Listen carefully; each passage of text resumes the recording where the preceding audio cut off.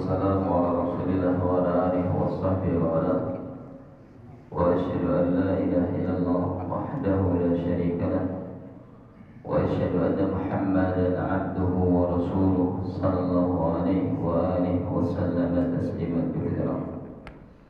يا أيها الذين آمنوا اتقوا الله حق تقاته ولا تموتن إلا وأنتم مسلمون.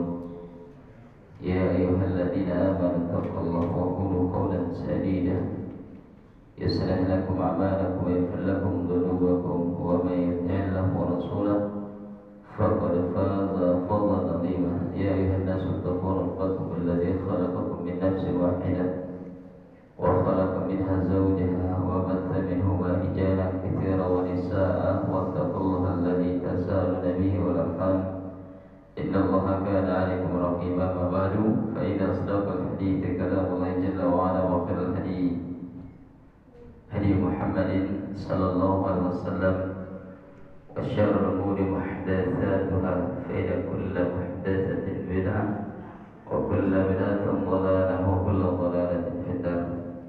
Kembali kita berkumpul pada pagi hari ini untuk melanjutkan pembahasan kita pada pertemuan lalu.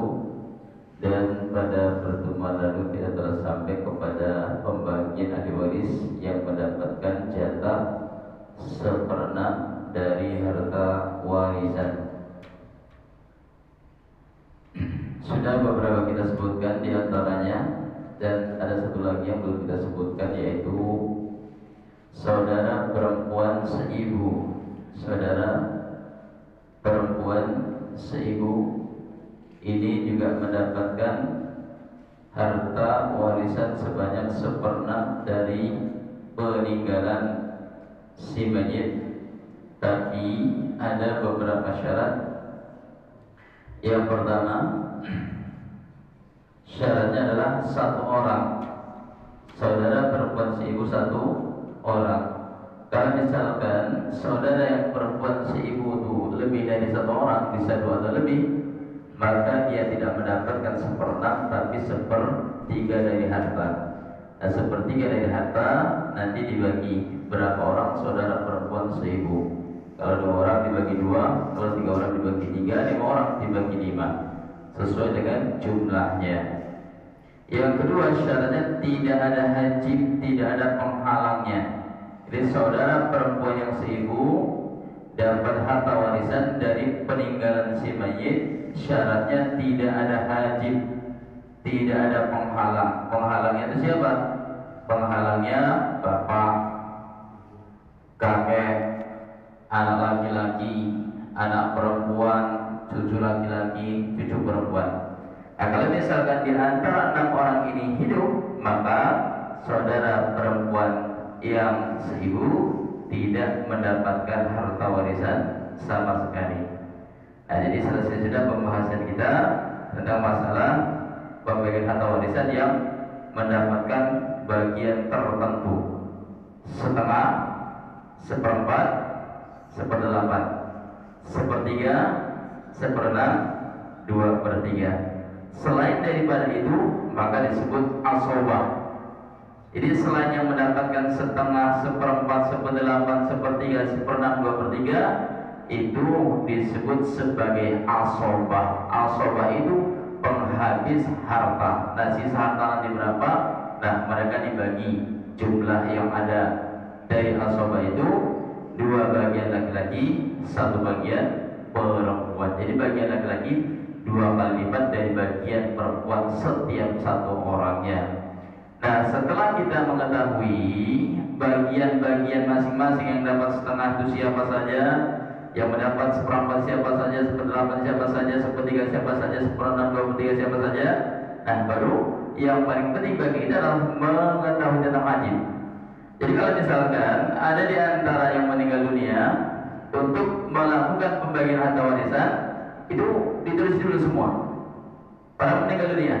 Nah, yang 1/4, jatah 1/4 ada nggak? Tulis semua namanya di situ. Nah, yang mendapat 1/8, jatah 1/8 ada nggak? Nah, tulis namanya di situ semua. Yang mendapat 1/2 ada nggak? Tulis semua namanya.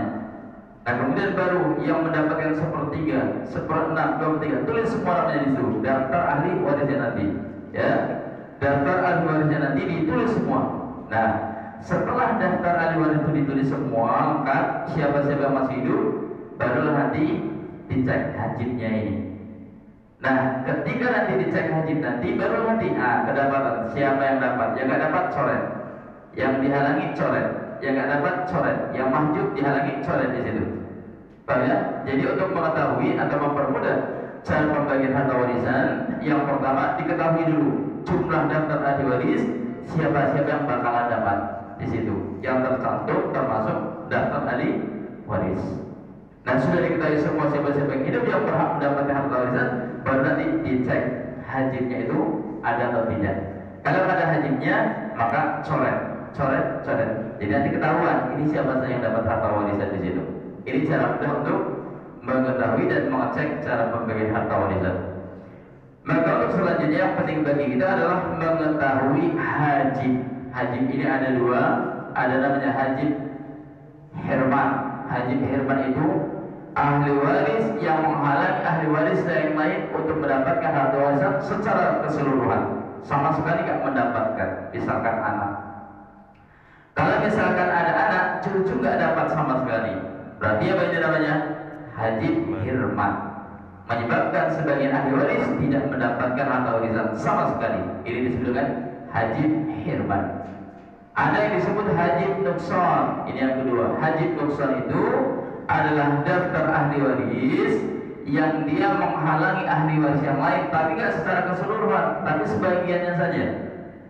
Contoh misalkan anak ini menjadi hajib bagi orang tua, bagi suami. Kalau misalkan istri meninggal dunia, dia punya anak, kalau sebab ada anak, maka jatah daripada suami dikurangi. Yang seharusnya tadi mendapatkan separuh harta menjadi seperempat harta bagi suami. Suami mendapat seperempat, berarti dihalangi. Semuanya dihalangi secara keseluruhan tidak, tapi sebahagiannya saja. Bagiannya yang dikurangi.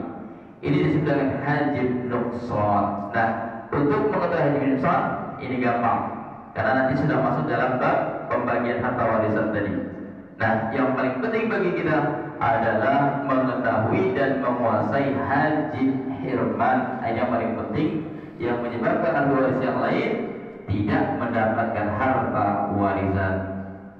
Nah, adapun hajib yang menghalangi seluruh ahli waris untuk mendapatkan harta secara keseluruhan, yang pertama adalah bapak. Bapak ini menjadi penghalang bagi kakek. Jadi kalau misalkan ada orang meninggal dunia, bapaknya masih hidup, kakeknya pun masih hidup, maka di situ kakek tidak mendapatkan harta warisan. Kenapa kakek tidak mendapatkan bagian harta warisan? Karena ada penghalangnya. Siapa penghalangnya? Bapak atau ayah. Nah, kenapa ayah menjadi penghalang? Nah, karena bapak ini nasabnya lebih dekat kepada anaknya. Nah, sehingga karena sebab itulah kakek tidak mendapatkan harta warisan, karena bapak lebih dekat kepada nasab daripada anaknya tersebut. Jadi antara anak, bapak dan kakek ini terhalang oleh bapak tadi, sehingga kakek tidak mendapatkan harta warisan tersebut. Dan kemudian yang kedua adalah ibu. Ibu menjadi penghalang bagi nenek, sama seperti bapak. Ibu juga menjadi penghalang bagi nenek. Jadi kalau misalkan ada seorang meninggal dunia, meninggalkan ibu, meninggalkan nenek, maka nenek juga tidak mendapatkan harta warisan. Karena sebab apa? Karena sebab ada ibu. Ibu menjadi penghalang. Kenapa ibu menjadi penghalang? Karena nasabnya lebih dekat kepada anak dibandingkan nenek tadi. Jadi seperti itu. Jadi ibu dan bapak ini satu tingkat, menghalangi yang ada di atasnya tadi. Kemudian yang ketiga adalah anak laki-laki. Ini menjadi penghalang. Yang pertama cucu laki-laki, yang kedua semua saudara mayit, baik laki-laki maupun perempuan. Nah, jadi kalau misalkan anak ini masih hidup, anak laki-laki ada, maka ahli waris manapun dari sebelah cabang, seperti saudara laki-laki, cucu laki-laki dan lain sebagainya, cucu perempuan, saudara perempuan, ini sama sekali tidak mendapatkan harta warisan. Ini menunjukkan bahwasanya laki-laki ini apa? ar-rijalu qawwamuna 'alan nisa. Laki-laki menjadi pemimpin bagi perempuan sehingga haknya lebih besar dibandingkan kaum wanita. Kalau anak perempuan, ada mayit meninggal dunia meninggalkan anak perempuan, meninggalkan saudara-saudara masih bisa dapat Pak. Tapi kalau misalkan anak laki-laki hidup, maka saudara sama sekali tidak mendapat. Demikian pula cucu. Kalau misalkan seseorang meninggal dunia, meninggalkan anak perempuan, nah cucu masih bisa dapat di situ. Cucu masih bisa dapat dengan syarat-syarat tertentu nanti. Ini menunjukkan bahwasanya laki-laki ini memiliki hak yang sangat besar dibandingkan kaum wanita. Maka ketika anak laki-laki hidup, cucu laki-laki tidak mendapatkan harta warisan, demikian pula cucu perempuan, demikian pula saudara mayit, saudara laki-laki maupun saudara perempuan. Ini sama sekali tidak mendapatkan harta warisan selama anak laki-laki masih hidup ketika itu. Nah, jadi yang tidak bisa dihalangi apapun keadaannya dari ahli waris, pasti dia mendapat, tidak bisa tidak. Itu 6 golongan: ayah, ibu, suami, istri, anak laki-laki, anak perempuan. Nah, ini 6 ya. 6 yang gak bisa dihalangi siapapun dalam mendapatkan harta warisan. Ibu pasti dapat, gak bisa dihalangi oleh siapapun. Ayah pasti dapat, tidak dihalangi oleh siapapun. Anak laki-laki demikian pula, anak perempuan demikian pula, dan demikian pula suami dan istri tadi. Dan kemudian yang berikutnya adalah yang keempat, cucu laki-laki dari anak laki-laki. Cucu laki-laki dari anak laki-laki ini menjadi penghalang semua saudara mayit, baik laki-laki maupun perempuan, tapi tidak menghalangi cucu perempuan. Bahkan bahwasanya cucu laki-laki dari anak laki-laki bisa mengangkat cucu perempuan. Nah, kalau misalkan ada seorang meninggal dunia, meninggalkan 1 orang anak perempuan, cucu perempuan bisa dapat, cucu dari anak laki-laki bisa dapat. Tapi kalau misalkan seorang mayit meninggalkan anak perempuan lebih dari 1 orang, 2, 3, atau 4, ini cucu perempuan yang bisa dapat. Kecuali kalau ada cucu laki-laki, maka cucu laki-laki yang mengangkatnya tadi, yang seharusnya tidak mendapat, maka mendapat karena ada cucu laki-laki. Jadi cucu laki-laki ini menjadi penghalang semua saudara mayit, baik laki-laki maupun perempuan. Kenapa? Karena cucu laki-laki kedudukannya sama seperti anak laki-laki. Jadi cucu laki-laki dari anak laki-laki itu kedudukannya sama seperti anak laki-laki, sehingga menghalangi semua saudara mayit untuk mendapatkan harta warisan. Nah, kecuali apa? Kecuali cucu perempuan. Kalau cucu perempuan bisa naik derajatnya karena sebab dia, karena sama-sama menjadi asobah nantinya. Kemudian yang berikutnya, yang kelima adalah saudara mayit, baik laki-laki maupun perempuan, yang sekandung atau seayah, menjadi penghalang bagi anak seibu atau saudara seibu saja. Nah, ini saudara mayit, baik laki-laki maupun perempuan, bisa menutupi, bisa menghalangi saudara seayah, ya, saudara mayit seayah atau seayah saja atau seibu saja. Nah, karena saudara mayit yang kandung kedudukannya lebih tinggi dibandingkan saudara seayah atau seibu saja. Maka saudara seayah atau seibu ini bisa dihalangi karena sebab saudara mayit yang sekandung tadi. Dan kemudian yang berikutnya adalah kakek. Nah, kakek, kemudian anak perempuan, cucu perempuan dari anak laki-laki ya. Kakek, kemudian anak perempuan, cucu perempuan dari anak laki-laki, ini menjadi penghalang dari anak seibu dan saudara seibu, baik laki-laki maupun perempuan. Kemudian yang berikutnya, anak perempuan lebih dari 1. Anak perempuan lebih dari 1, 2, 3, dan seterusnya. Nah, ini menjadi penghalang cucu perempuan. Sebagaimana saya sebutkan tadi, kalau misalkan seorang meninggal dunia, meninggalkan anak perempuan lebih dari 1, maka dia akan menghalangi 1 orang cucu perempuan. Jadi kalau misalkan ada orang meninggal dunia, meninggalkan 2 orang anak perempuan atau 3 atau lebih, nah sementara dia juga punya cucu dari anak laki-laki, maka cucu anak laki-laki ini, cucu yang perempuan ya, cucu perempuan dari anak laki-laki tidak mendapatkan harta warisan. Nah, kecuali kalau misalkan selain dari cucu perempuan ada juga cucu laki-laki, maka naik derajatnya tadi. Nah, jadi cucu perempuan menjadi penghalang tadi anak perempuan menjadi penghalang bagi cucu perempuan. Kalau anak perempuan itu lebih dari satu orang, sehingga cucu perempuan tidak mendapatkan harta warisan. Nah, kemudian yang berikutnya adalah saudara perempuan kandung lebih dari satu. Saudara perempuan kandung lebih dari satu menjadi penghalang saudara perempuan yang seayah. Nah, sama ya, karena saudara perempuan kandung ini kerabatannya lebih dekat, nasabnya lebih dekat dibandingkan saudara perempuan yang satu ayah. Tapi kalau misalkan ada saudara laki-laki yang seayah juga nanti, nah dia pun bisa menjadi asobah, naik derajatnya. Jadi wanita itu naik derajatnya karena ada ahli waris yang lain lagi, yang ahli waris laki-laki, yang dia harusnya nggak dapat bisa dapat. Karena sebab apa? Karena sebab dibantu oleh ahli waris yang laki-laki yang sejajar dengan dia, yang satu kedudukan, yang setara dengan dia. Jadi terbantu. Dan kemudian yang berikutnya adalah saudara perempuan kandung. Saudara perempuan kandung lebih dari satu menjadi penghalang saudara perempuan seayah. Tapi kalau misalkan ada saudara laki saya, ia menjadi asobah bersamanya. Ada pun hijab nuksan, maka ini gampang bagi kita untuk mendeteksi dan mudah bagi kita untuk mengetahui bagaimana tentang hijab nuksan. Karena hijab nuksan ini nanti sudah termasuk dalam pembahasan dalam bagian ahli waris yang mendapatkan bagian tertentu. Contohnya suami mendapatkan setengah harta dari harta warisan. Nah, tapi kalau misalkan ada anak, maka dia turun derajatnya menjadi 1/4. Istri mendapatkan 1/4 harta suami, tapi karena sebab ada anak, turun derajatnya menjadi 1/8. Ibu dan ayah mendapatkan 1/3, tapi karena sebab ada anak, turun derajatnya, yang tadinya menjadi 1/3 turun menjadi 1/6. Dan demikian pula anak perempuan satu orang mendapatkan setengah harta, tapi karena ada saudaranya lagi, nah turun derajatnya, tadinya dapat setengah menjadi 2/3 dibagi sekian banyak anak. Nah, ini disebut dengan hijab nuksan. Jadi yang paling penting bagi kita adalah mengetahui tentang hijab atau hajib yang telah baku, yaitu hijab hirman.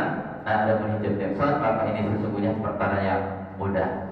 Nah, ini saya kira yang paling penting bagi kita, karena memang waktu kita sampai di sini dalam pelaksanaan penerapan daripada pembagian harta warisan. Yang penting bagi kita adalah mengetahui tentang itu tadi, siapa-siapa yang mereka mendapatkan bagian-bagian tertentu.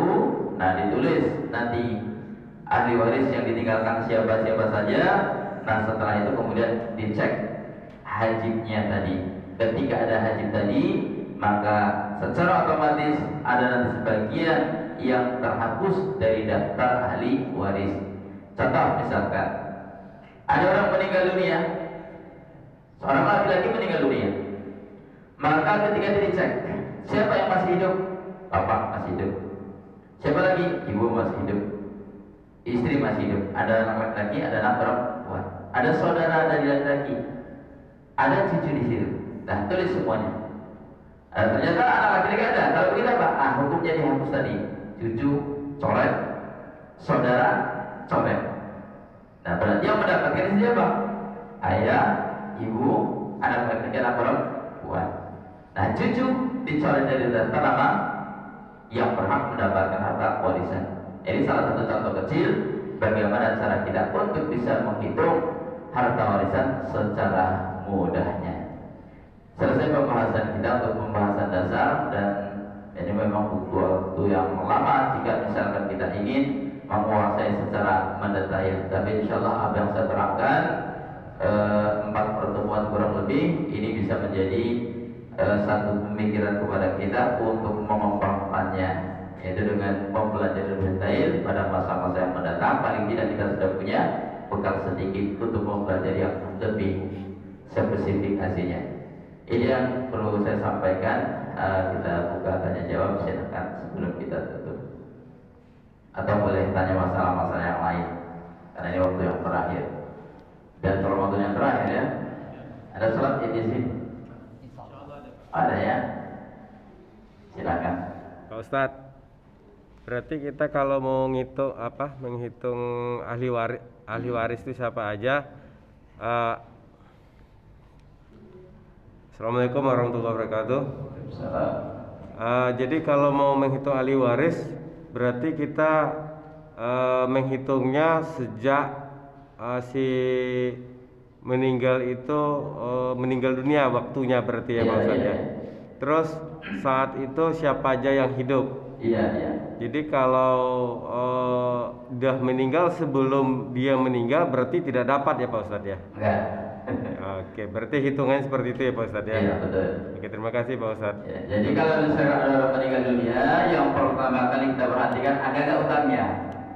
Nah, mimba diwasiatin aw yusabiha audain, kata Allah dalam surah An-Nisa. Dibaginya harta warisan mimba diwasiatin setelah ditunaikannya wasiat-wasiatnya atau dibayarkannya hutang-hutang dia. Nah, jadi kalau misalkan meninggal dunia, dicek dulu ini hutangnya ada enggak. Nah, kemudian wasiat-wasiat. Kalau misalkan hutangnya ada, maka hutangnya dulu yang wajib untuk dibayarkan. Jadi ahli waris mendapatkan harta sisa dari hutang-hutang yang ada.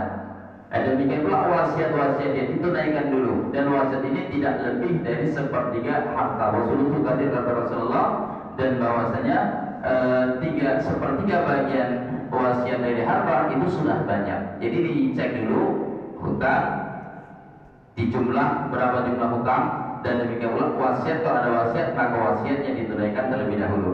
Nah, sisa daripada wasiat, sisa daripada hutang, dan demikian pula dari penyelenggaraan jenazah, ini semua dari harta si mayat tadi.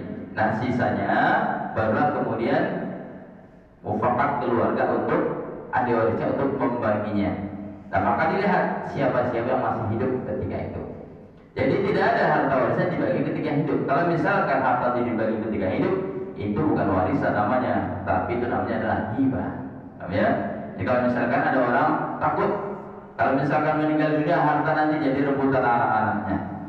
Nah, karena sebab dia takut khawatir menjadi rebutan anak-anaknya, maka kemudian dia adalah dibagi saja ketika sudah hidup. Itu namanya bukan warisan, tapi ini disebut sebagai wasiat, bukan hibah ya. Disebut sebagai hibah, bukan warisan. Apa itu hibah? Pemberian secara cuma-cuma. Jadi seperti itu. Ada lagi yang lain? Silakan. Ya, boleh masalah-masalah umum yang lain. Karena ini penutupan. Ibu dulu, dari kemarin ibu belum dapat jatah. Silakan.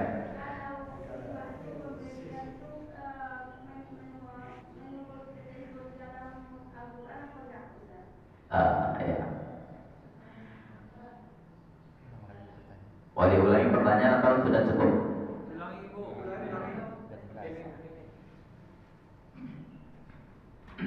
Ulang tanya lagi, Bu.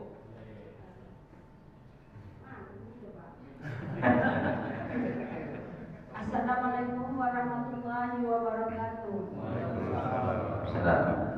Kami mau bertanya, Ustaz, ini kalau yang dikatakan hibah itu atau pemberian itu di waktu kita hidup, apakah kita menurut ketentuan yang tercantum di dalam Al-Quran atau tidak? Apakah boleh semau kita aja untuk membagi-baginya kepada anak? Iya. Sekian aja, Ustaz. Assalamualaikum warahmatullahi wabarakatuh. Waalaikumsalam warahmatullahi wabarakatuh. Wasiat ini tidak ada ketentuannya dalam Al-Quran. Sepersekian tidak ada. Nah, jadi yang namanya wasiat itu sesuai dengan kehendak daripada orang yang berwasiat itu sendiri. Allah Subhanahu wa taala menyatakan dalam Al-Quran tentang perkara wasiat di dalam surah Al-Baqarah.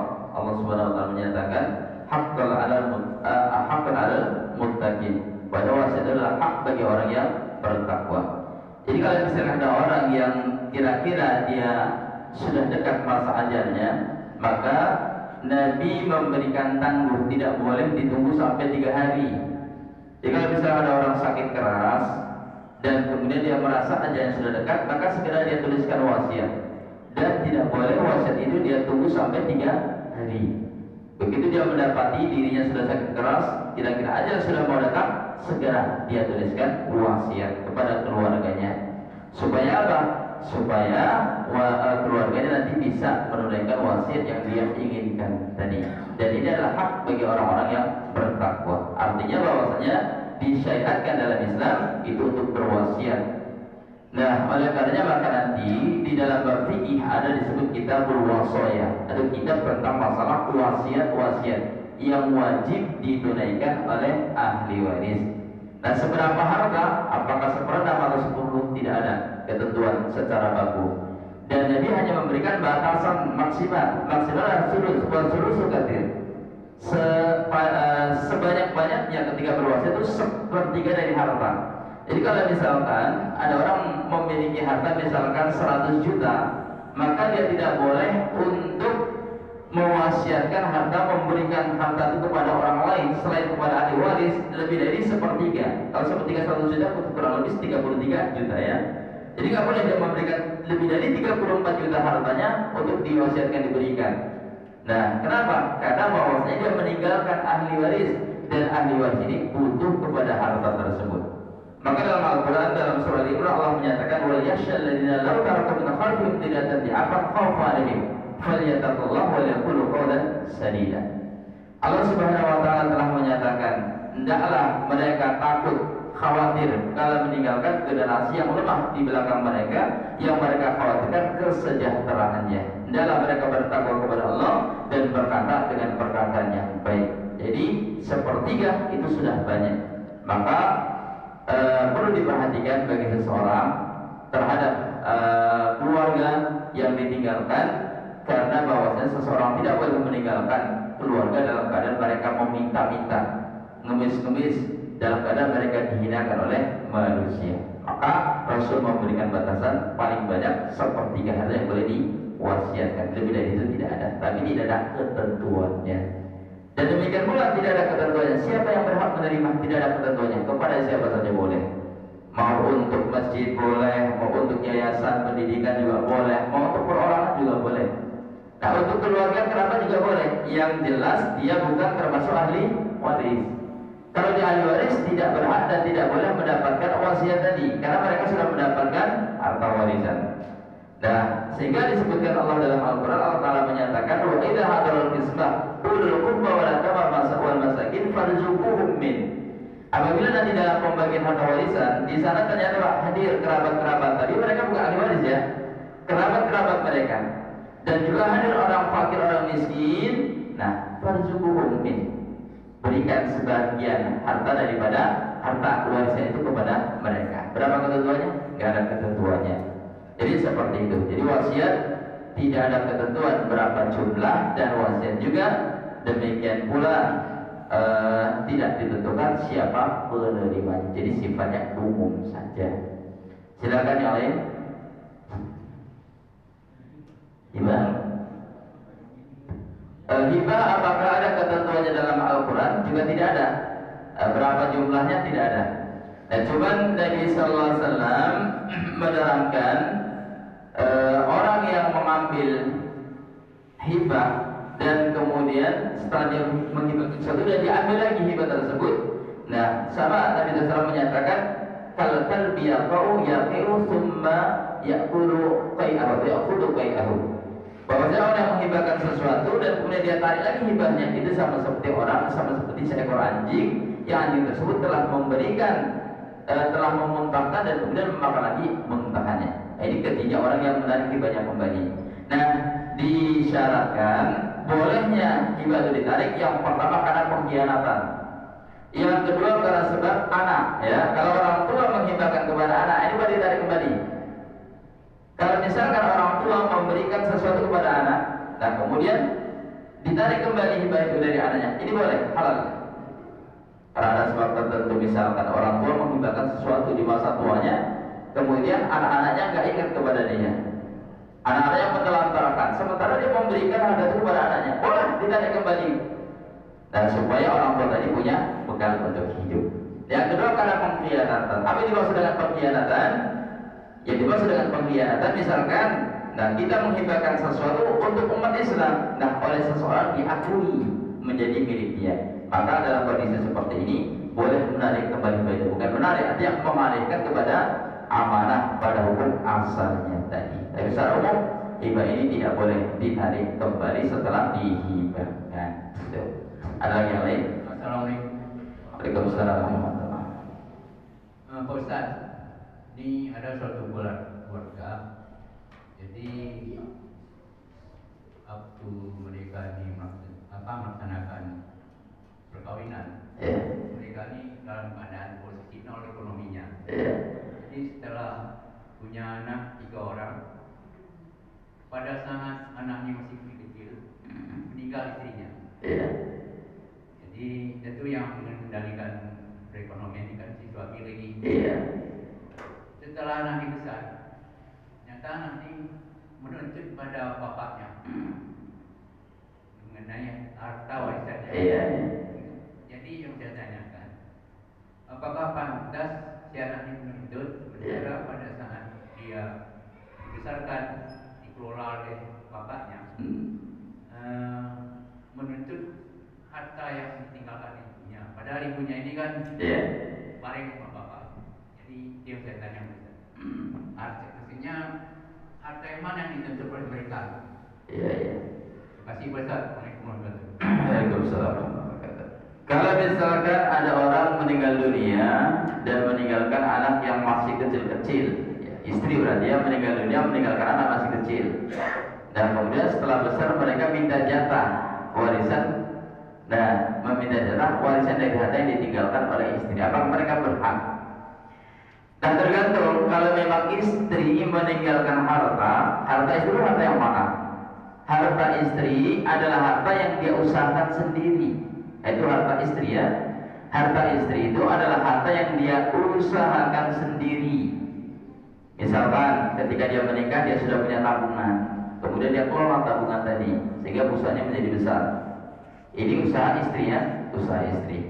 Atau misalkan dia mendapat warisan dari orang tuanya banyak, nah ini harta istri. Tapi kalau misalkan ada suami istri yang sama sekali tidak punya harta, kemudian mereka hidup berumah tangga bertahun-tahun menjadi orang sukses, maka istri tidak punya hak. Maksud saya di sini, istri tidak memiliki harta ya, istri tidak memiliki harta. Jadi dalam Islam itu tidak ada istilah harta gonogini. Nah, tidak ada istilah harta gonogini. Jadi kalau misalkan cerai bagaimana tuh Pak? Ya kalau misalkan cerai itu kebijaksanaan suami. Kebijaksanaan suami mau memberi istrinya atau tidak, karena dia sukses. Tapi pada asalnya, nah istri tidak ada kepemilikan terhadap harta. Makanya dalam lafaz ini disebutkan wal mar'atu ra'iyah, bahwasanya seorang wanita itu kata Rasulullah ra'iyah adalah penjaga, pemelihara. Pemelihara siapa? Pemelihara harta suami dan pemelihara anak-anaknya. Pemelihara harta suami. Jadi harta itu milik suami, kecuali memang ada harta yang memang dimiliki istri sebelum menikah dengan suami, atau harta tersebut harta yang diusahakan oleh istri. Itu harta istri tadi. Kalau memang istri tadi memang memiliki harta, dia meninggal, nah maka tetap anak mendapatkan jatah warisan dari ibunya tadi. Ya. Tapi kalau misalkan memang istri tidak punya harta, dan harta itu adalah harta suami, maka berarti anak-anak belum mendapatkan jatah harta warisan sampai nanti ayahnya meninggal dunia, barulah dia mendapatkan harta warisan tadi. Jadi seperti itu Pak. Ya. Kalau si suami memberi istrinya pada saat masih hidup, itu jadi harta istri kan? Iya, pemberian hibah itu namanya. Itu jadi Harta istri. Iya. Artinya itu pada saat dia meninggal. Jadi warisan. Jadi warisan. Iya. Ya, kalau misalkan suami memberi kepada istri, ini rumah buatmu, ini kebun atas namamu, ini mobil mobilmu. Pemberian ini namanya hibah ya. Kalau pemberian suami kepada istri namanya hibah. Nah, selain daripada jatah kebutuhan dia maksudnya, selain dari jatah kebutuhan makan, pakaian, karena suami berhak memberikan makan, pakaian, tempat tinggal, itu kewajiban. Lebih dari itu berarti nanti namanya hibah ya. Nah, kalau dia hibah berarti menjadi harta istri. Jadi begitu. Yang lain tadi? Ya. Assalamualaikum Ustaz. Waalaikumsalam. Jadi dua.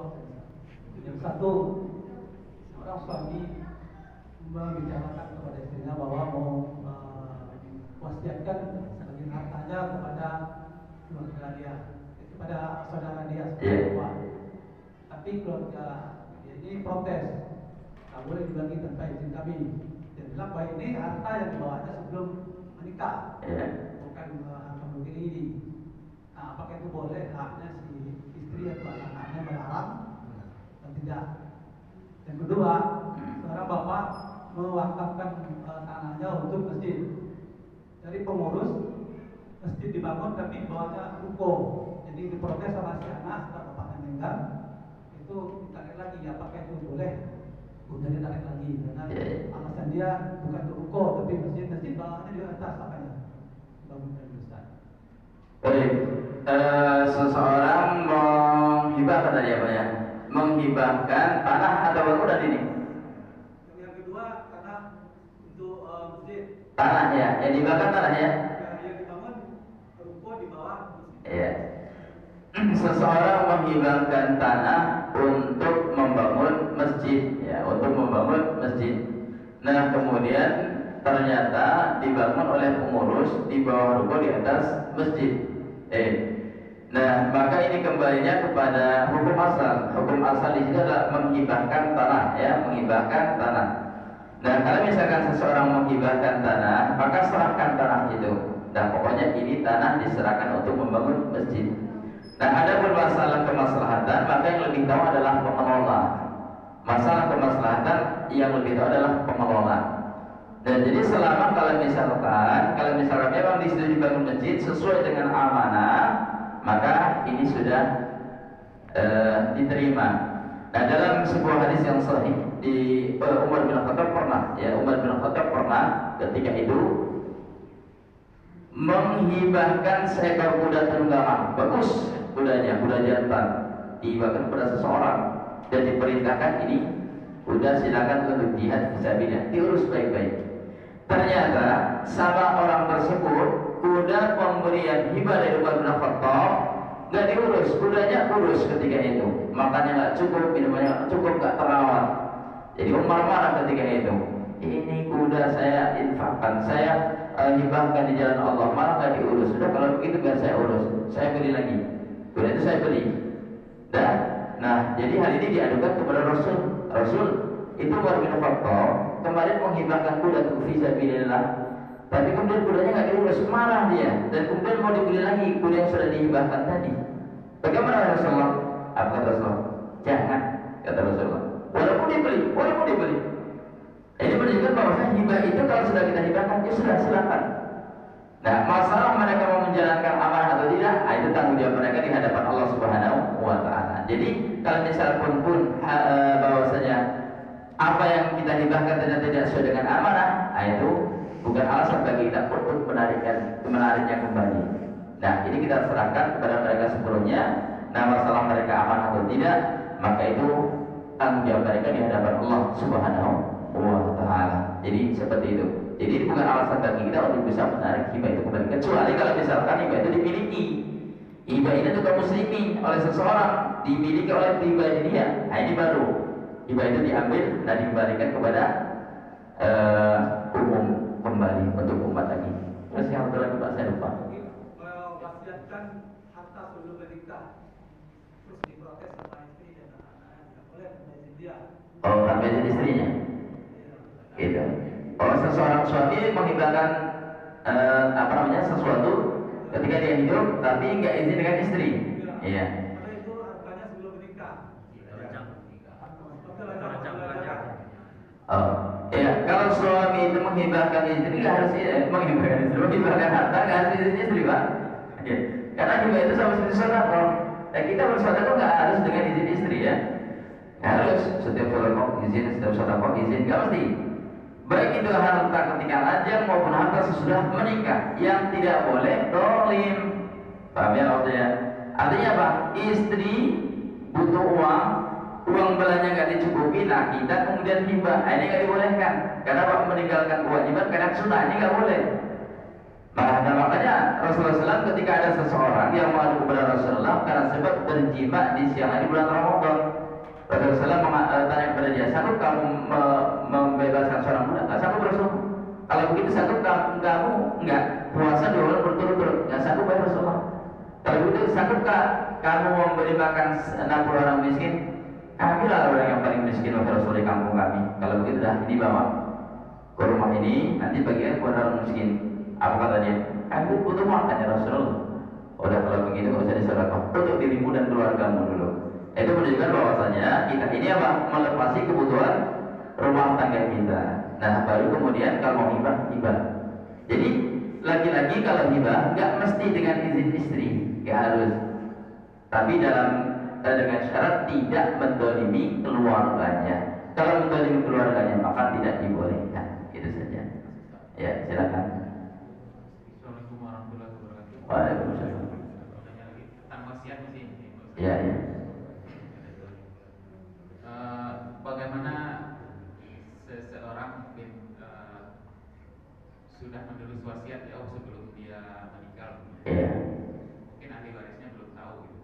Terus isinya mungkin rupanya ke ahli waris juga. Apakah nanti surat wasiatnya tetap berlaku harus diikuti atau gimana?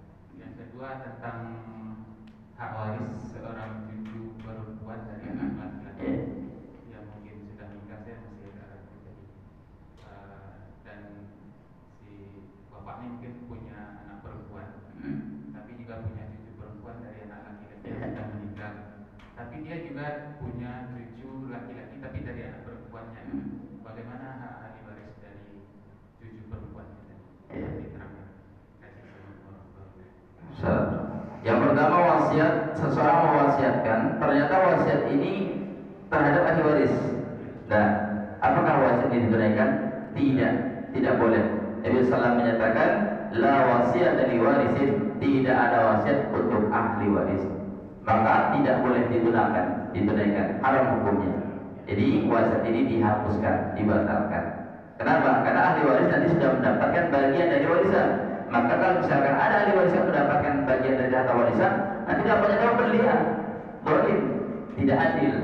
Oleh itu maka wasiat ini tidak boleh ditunaikan. Inna Allah fardu dihaqqin haqqahu.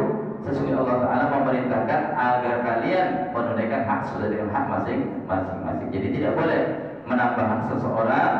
Nah, karena sebab wasiat tadi tidak dibolehkan untuk ditunaikan. Dan kemudian yang kedua tadi, ya tentang cucu perempuan ya. Cucu perempuan dari anak laki-laki ada, cucu perempuan dari anak perempuan juga ada. Nah, kemudian ada juga anak perempuan. Anak perempuan berapa orang? Anak perempuan dua orang. Cucu laki-laki ada nggak? cucu laki-laki ada tapi dari anak perempuan. Oh ya. Kalau ada 2 orang anak perempuan, maka cucu perempuan dari laki-laki tidak dapat. Nah, kecuali kalau ada anak laki cucu laki-laki dari anak laki-laki tadi, maka dia dapat. Kalau tidak ada cucu laki-laki dari anak laki-laki, maka tidak dapat. Paham ya? Nah, jadi cucu perempuan dari anak laki tidak dapat, cucu perempuan dari anak perempuan pun tidak dapat. Jadi cucu perempuan dari anak perempuan ini nggak ada termasuk dalam daftar ahli waris ya Pak ya. Cucu perempuan dari anak perempuan ini nggak ada daftar dari ahli waris, daftar ahli waris. Demikian pula cucu laki-laki dari anak perempuan juga nggak ada dalam daftar ahli waris. Kecuali kalau misalnya nggak ada yang hidup sama sekali. Anaknya nggak hidup, cucunya kita apa nggak hidup. Yang ada cuma cucu perempuan dari anak perempuan atau cucu laki-laki dari anak perempuan. Nggak ada yang dari dia, maka baru dia dapat. Kalau nggak, maka dia nggak dapat. Jadi seperti itu. Yang lain? Assalamualaikum warahmatullahi wabarakatuh. Apa hukumnya dana hibah yang dialokasikan pemerintah kepada masyarakat? Bagaimana cara kita mengetahui aliran dana hibah itu halal atau tidak? Dana hibah yang diberikan kepada masyarakat. Terus? Apa hukumnya dana hibah yang dialokasikan pemerintah kepada masyarakat? Bagaimana cara kita mengetahui aliran dana hibah itu halal atau tidak? Dana dari pemerintah halal bagi kita semua, tidak ada keharamannya. Masalahnya di mana?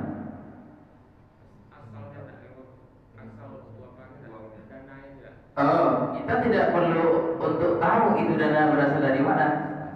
Ya, kalau kita menerima sedekah, nggak perlu kita tanya, Pak ini halal apa? Pak ini apa? Sedekah kepada saya hasil dari halal apa haram Pak? Nah, bisa ditempelin kita nanti. Jadi nggak perlu kita pertanyakan ya. Tidak perlu kita pertanyakan ini dana dari siapa. Dan perlu kita ketahui, ada memang kadang uang itu haram bagi seseorang, tapi halal bagi yang lain. Contoh misalkan orang-orang yang korupsi dapat 1 miliar, 2 miliar, halal apa haram bagi orang yang korupsi? Haram, ditarik sama pemerintah. Dan sama pemerintah diberikan masalahnya kepada kaum muslimin. Halal apa haram bagi kita? Halal. Jadi seperti itu.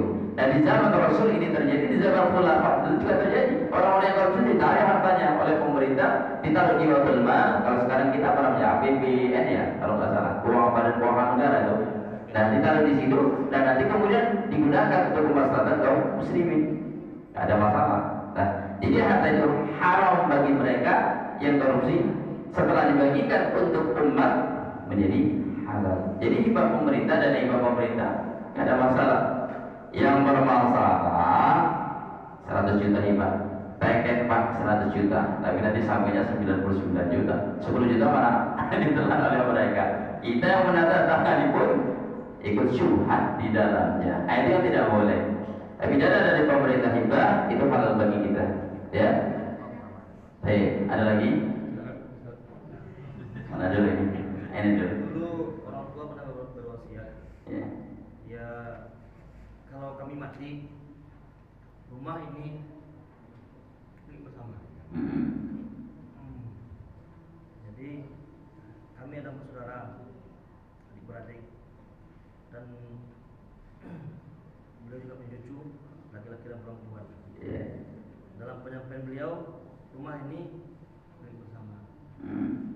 Itu wasiat. Itu wasiatnya. Yeah. Jadi tidak ada rumah sebulan dan sebulanan. Ini rumah bersama. Itu gimana polisi? Itu wasiat diperintahkan ditunaikan setelah kematian atau sebelum kematiannya? Nanti disampaikan. Oh, berarti hibah kalau gitu ya. Itu namanya hibah ya, bukan apa namanya, bukan warisan, tapi namanya hibah. Misalkan kita masih hidup, harta kita banyak darah, ini silakan bagi kalian. Harta yang ada ini bagi sama kalian. Silakan berapa orang dibagi sesuai dengan keinginan kalian. Itu namanya hibah. Itu bukan wasiat, itu nggak ada masalah. Bukan warisan. Kecuali kalau misalkan nanti ketika dia masih hidup, dia berpesan kalau saya meninggal dunia, rumah ini jadi milik bersama. Ini nggak boleh. Ini nggak boleh. Jadi seperti itu Pak. Bisa jadi. Kalau kejadian seperti itu kalau masih hidup orang tua nih menyampaikan rumah ini milik bersama, tidak ada jual menjual. Tapi kami serahkan ke anak cucu katanya. Iya. Kalau saya meninggal, rumah ini jadikan. Kalau akan seperti itu nggak boleh. Iya, kalau itu nggak boleh. Itu nggak boleh. Karena dia menjadi harta warisan jadinya dibagi sesuai dengan ketentuan dan banyak yang berhak di situ sesuai dengan hak mereka masing-masing. Jadi gimana cara revisi Ustaz? Gimana cara revisi? Caranya dijual dan dibagi sesuai dengan ketentuan yang berlaku. Assalamualaikum Pak. Waalaikumsalam. Saya menyambung dari pertanyaan Pak Indriya tadi. Iya. Kalau seorang istri untuk berinfak atau bersedekah dari hasil uang nanti mengelola uang rumah tangga, gitu. Iya. Apakah itu harus izin suami? Betul. Terus yang kedua, ini kan marak, artinya banyak juga orang mengumpulkan sedekah infak kegiatan itu.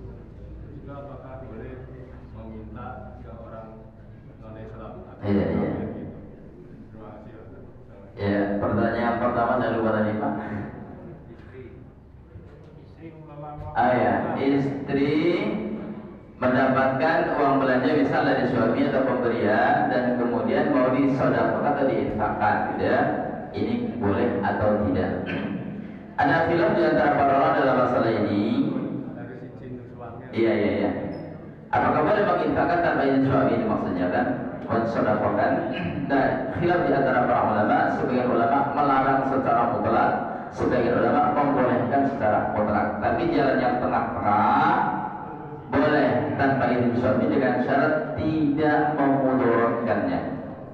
Boleh bagi istri bersedekah tanpa izin suami, nah dengan syarat tidak memudaratkannya. Karena dalam hadis disebutkan apabila seorang istri bersedekah dari suami, maka suami mendapatkan pahala dari yang sudah dilakukan istri tersebut. Dan dalam hadis yang lain disebutkan bahwasanya seseorang bertanya kepada Rasulullah SAW, apakah seorang wanita itu harus minta izin kepada suaminya untuk mensedekahkan hartanya? Iya, walaupun makanan. Dan makanan itulah makanan harta yang paling pokok bagi kami. Jadi untuk menjamak dua hadis yang bertentangan, maka para ulama ambil jalan tengah. Artinya apa? Boleh bagi seorang istri bersedekah dari harta suami dengan syarat tidak sampai memudaratkannya. Maka memang baiknya kalau misalkan istri mau bersedekah, nah tanya dulu kepada suami, barangkali suami lebih membutuhkan. Jadi seperti itu. Yang kedua, ibu-ibu pengajian atau apa, ya kegiatan sosial, bolehkah meminta bantuan kepada orang non-muslim? Tidak boleh. Allah Subhanahu wa taala menyatakan dalam Al-Qur'an, la yattakhidul mu'minun al-kafirina awliya min dunil mu'minin. Tidak layak bagi orang-orang mukmin menjadikan orang-orang kafir sebagai penolong-penolong selain daripada orang-orang yang mukmin. Di zaman Rasulullah ada orang musyrik. Dia menawarkan diri, saya ikut jihad wahai Muhammad, ikut membantu kalian. Apa kata Rasul? Tidak. Tidak diterima oleh Rasul Sallallahu Alaihi Wasallam. Itu penawarkan, apalagi meminta bantuan. Maka ini tidak diperbolehkan. Ya. Pak Ustaz, barangkali sudah dibahas. Ya. Untuk penegasan waktu, Pak Ustaz, kira-kira ada batasan waktu pembagian warisan tadi? Maksudnya paling lama atau seperti apa, Pak Ustaz, setelah meninggal? Iya, iya. Tidak ada ketentuan yang berlaku dalam masalah ini. Yang jelas, menurut tuntunan sunnah Nabi SAW atau menurut Al-Quran, mimba diwasiat yusobiha awdain. Dan segera dibagikan harta warisan setelah hutang dilunasi, setelah wasiat ditunaikan. Hutang sudah dilunasi, sudah wasiat sudah ditunaikan, langsung bagi harta warisan. Jadi tidak ada batasan tertentu, yang jelas diberesin dulu. Kalau sudah beres baru langsung dibagi harta warisan. Dan ini menunjukkan bahwa disegerakan. Wasai'ul maghfirah min rabbikum. Dan dalam keadaan bersegera untuk menuju ampunan Tuhanmu. Jadi hukum asal ibadah itu kalau tidak ada batasan waktu, itu menunjukkan apa? Disegerakan. Jadi setiap ibadah yang tidak ada ketentuan waktu, itu menunjukkan sunnahnya, perintahnya disegerakan. Jadi disegerakan mungkin. Disegerakan mungkin, tapi dengan syarat sudah ditunaikan hutang dan wasiat atau yang berkaitan dengan hak-haknya ketika hidup. Begitu. Ada lagi? Ada. Ya, mudah-mudahan bermanfaat bagi kita. Wassalamualaikum warahmatullahi wabarakatuh. Wassalamualaikum warahmatullahi wabarakatuh. Allah taala ala bisawab. Assalamualaikum.